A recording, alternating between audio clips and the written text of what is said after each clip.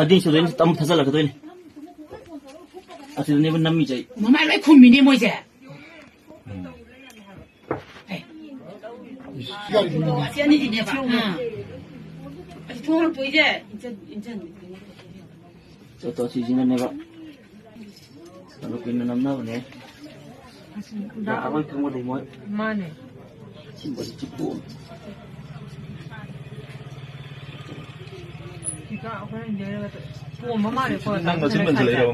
ꯌꯦꯡꯉꯣ ꯁꯤꯅꯦ ꯍꯥꯏꯁꯦ ꯑꯩ ꯎꯗ꯭ꯔꯦꯗꯅ ꯉꯛ 이나그래 ꯑꯃ 인절래 ꯉꯛ 이나그래 또 ꯊꯧꯅꯒꯤꯗ 세 15양하이 똥보다 얼마 오 형네 야 같이 형네 뭐 인전나라 나로 갖고 있는데 나오려고 한다 마 빨리 너 아까 세도디 자, 심이야, 지 타고 오너지니. 나 이제 타고 하려면 되고.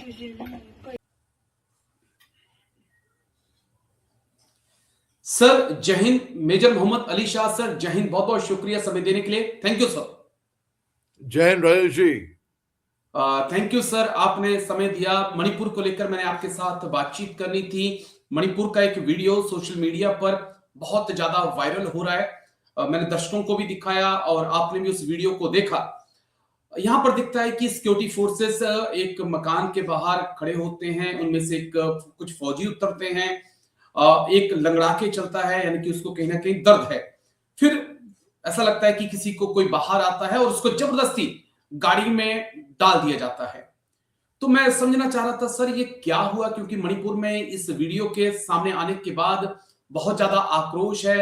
क्या ये सिक्योरिटी फोर्सेस कर रही हैं, क्या ये किडनैपिंग की गई है या कुछ और है? कोई वांछित था जिसकी तलाश थी उसको उठा लिया गया है, क्या हुआ है सर? राय जी, जहां तक मेरा अनुमान है कि ये वीडियो, देखिए आजकल एआई का भी जमाना है और कई सारे फेक वीडियोस बन रहे हैं। कोई भी कैसी भी वर्दी डालकर वीडियो खींच सकता है। लेकिन अगर इसको ऐसा माने जाए कि ये एआई नहीं है, अगर ऐसा माना जाए कि ये ऑथेंटिक है, तो जहां तक मेरी समझ है, मैं ये समझ पाया हूं कि शायद सिक्योरिटी फोर्सेस ने एक ट्रैप ले किया था और उस ट्रैप के मुताबिक वो किसी को वहां से ले गए। अब वहां की जो ट्विटर है, वहां की जो जनता है, सिविल जनता, वो कह रही है कि अबडक्ट किया है, इलीगल डिटेंशन है, ये है वो है।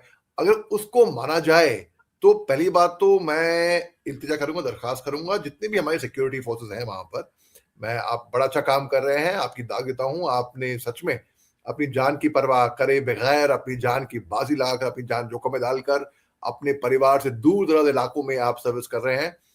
मगर थोड़ी सावधानी बरतिए आप। अगर देखिए एक होशियारी से काम करें, कानून को कोई भी हाथ में ना ले, चाहे सिविलियन हो, चाहे रक्षा बलों का हो, कहीं का भी हो, कानून को हाथ में ना लें, कानून के मुताबिक ही कार्रवाई करें। और क्योंकि आज की तारीख में क्या है ना कि सीसीटीवी हर जगह पे लग गए हैं, मोबाइल कैमरा सबके पास में है, कौन किधर किसका कहां पे वीडियो, मैं इसकी बात नहीं कर रहा हूं, इस इंसिडेंट की बात नहीं कर रहा हूं, अलग से बात कर रहा हूं कि अगर कोई गैर कानूनी काम करे भी, चाहे कोई भी हो, सुरक्षा बलों का हो, सिविलियन हो, कोई भी आम इंसान हो, नागरिक हो, तो आप पहली बात तो गैर कानूनी काम करिए ही मत, क्योंकि आप सोच रहे हैं कि आप निकल जाएंगे। ना ना ना, आप पे निगाह रखी जा रही है और आप घिराव में आओगे, पक्का आओगे, 100% आओगे। ये बात लिख के ले लीजिए आप मेरे से, क्योंकि इससे तो नाराजगी बढ़ेगी सर अगर आप इस प्रकार की घटनाएं करेंगे। मणिपुर ऑलरेडी 3 साल हो गए लगातार बॉयल कर रहा है, इससे तो और सिक्योरिटी फोर्सेस के प्रति लोगों की नाराजगी बढ़ेगी कि आप आ रहे हैं, आप चोट का बहाना लेकर आ रहे हैं और आप किडनैप कर रहे हैं। इससे तो नाराजगी बढ़ेगी लोगों के अंदर। बेशक वो वांछित था, मुझे आई नो कि ऐसे सिक्योरिटी फोर्सेस ने हाथ नहीं डाला है, कुछ ना कुछ तो कारण रहा होगा, लेकिन फिर नाराजगी तो लोगों के अंदर बढ़ेगी। पहले सिक्योरिटी फोर्सेस मणिपुर में निशाने पर हैं लोगों के।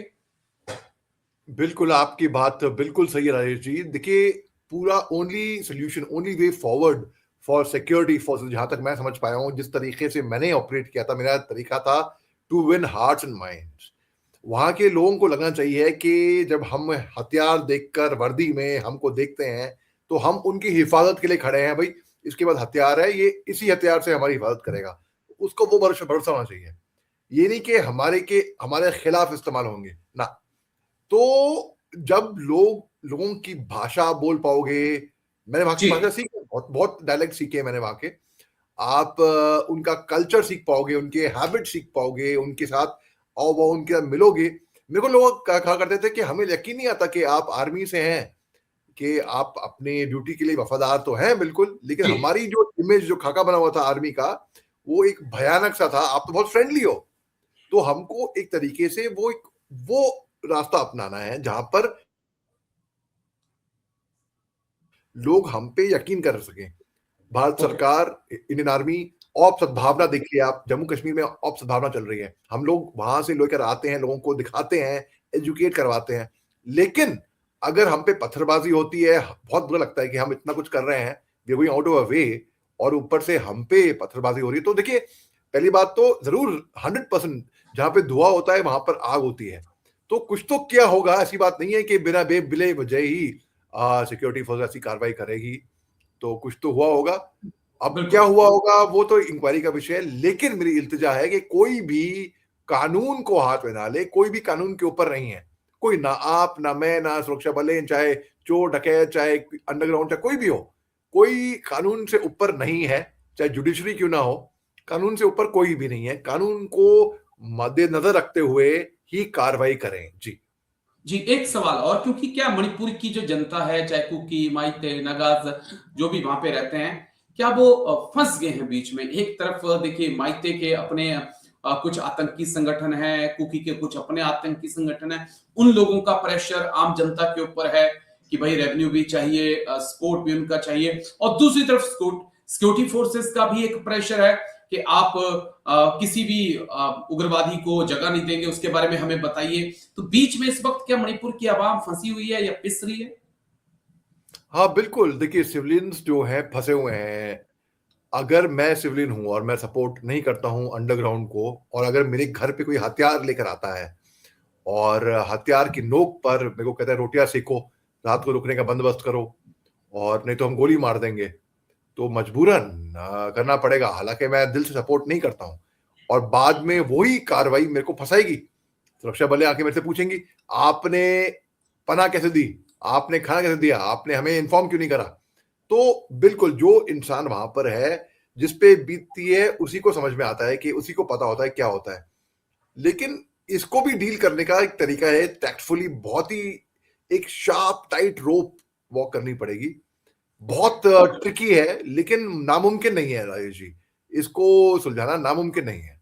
जी जी बस मेरा आखिरी सवाल, जिस प्रकार से हमने 1 जनवरी को सेलिब्रेशन की तस्वीरें देखी, जहां पर कुकी, माइते के जो मिलिट्री, जो भी आतंकी संगठन है, उनके पास जो वेपन थे, क्योंकि वहां पर राष्ट्रपति शासन लगने के बाद जिस प्रकार से वेपन का सरेंडर हुआ, एक बार तो लगा कि यार अब शांति आ जाएगी। ऐसा लगता है कि नहीं, जो सरेंडर किए गए वो जंग लगे हथियार थे, जो असली हथियार थे उनको इन संगठनों ने अपने पास रखा है। जी राजेश जी, देखिए, जो सरेंडर, जो हथियार वापस लौटाए, मैंने अनुमान तौर पे अंदाजा लगाया है, ये हंटिंग वेपन से, ये लाइट वेपन से, जैसे कि .22 हो गई, 303 राइफल हो गई, या 12 बोर हो गई, या शॉटगन हो गई, या इस तरीके के जो ऑटोमेटिक्स थे, बहुत कम जमा हुए थे, बहुत कम, बहुत ही ज्यादा कम। और जो ऑटोमेटिक्स हैं, जो डेडली वेपन है, जो घातक हथियार हैं, वो अब तक सर्कुलेट हो रहे हैं मणिपुर के अंदर। और ये बहुत ही खतरनाक बात है सोसाइटी के लिए। और जी हाँ, इससे हमें सावधान रहना पड़ेगा। लेकिन मेरे को ताज्जुब होता है कि इतनी सुरक्षा बलें होने के बावजूद भी, army, Assam rifles, BSF, CRPF, paramilitary होने के बावजूद भी, कैसे सरेआम, जैसे कि हमने 1 जनवरी का वीडियो देखा, वो 31 क्रिसमस ईव या ये न्यू ईयर ईव का, कैसे खुलेआम हथियार लेके घूम रहे हैं वर्दी में, कैसे गोलियां मार रहे हैं आसमान में, कैसे जब मुइवा आता है, कैसे उनके बॉडीगार्ड हथियार लेकर घूम रहे हैं, जैसे कि कोई डेजिग्नेटेड ऑफिशियल, कोई बॉडीगार्ड किसी के जा रहे हो, कोई कमांडोज जा रहे हो।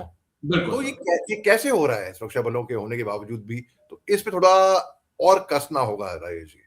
मुझे लगता है थोड़ा सा पेज को और कसने की जरूरत है, लेकिन शुक्रिया। जो कुछ मणिपुर में हो रहा है सर वो बहुत हैरान करने वाला है। हम उम्मीद कर रहे थे शांति आएगी, लेकिन मुझे लगता है कि अभी वक्त लगेगा। शुक्रिया, बहुत बहुत शुक्रिया major Mohammad Ali Shah sir. Thank you. जय हिंद, टेक केयर सर। जय हिंद। Thank you sir.